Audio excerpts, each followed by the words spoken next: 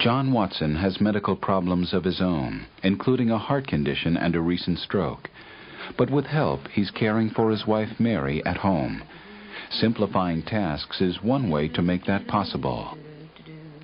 People with Alzheimer's have short memories or very little memory at all, and their ability to follow longer directions has diminished. So you have to break things down into smaller steps and let them finish that so that they can complete a whole task. Breaking down a task into smaller steps means thinking of all the separate steps that make up one task, such as putting on a jacket. It may help you to write down each step you can think of. The idea is to then encourage the person with dementia to participate as much as possible in each separate step. With a task such as hand washing, the list of subtasks may look something like this.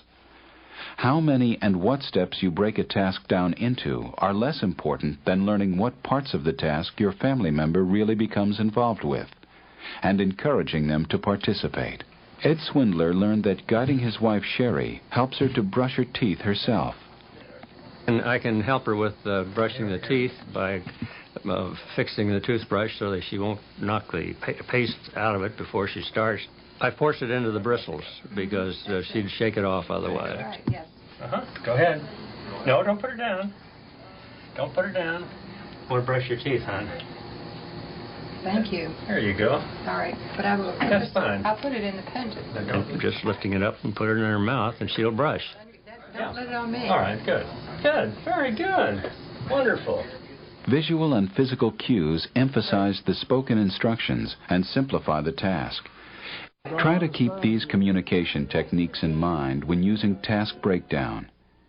Make sure the person knows that you're talking to him or her. Use short, simple words and sentences.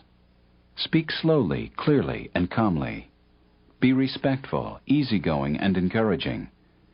And allow time for information to be understood. Using these techniques takes time, and there's no perfect way to decide what to do. The way we determined what tasks she could handle during the day was through trial and error. That may have taken 3 months before we knew. Margaret Breen decided that with simple appliances, her mother, Gladys Brauch, could prepare her own breakfast. In Gladys's room, Margaret set up a small toaster and refrigerator, a tea kettle that turns off automatically, and pre-measured bags of coffee. She then worked with her mother on a precise structure for the task of fixing breakfast. And explain exactly the steps, using the same words every day. Now get the tea kettle, put water in it, plug it in. Now get your cup, get your spoon, get your coffee bag. But always keeping the goal in mind, that her tranquility, her happiness, her peace, her safety returns with a very strict routine. Task breakdown creates structure that can make caregiving easier. Here are some guidelines for using task breakdown. Write down each subtask of the activity. Simplify the activity to match the person's ability. Use spoken, visual, and physical cues. Keep it simple. Be patient. And if it doesn't work, make the subtasks even simpler.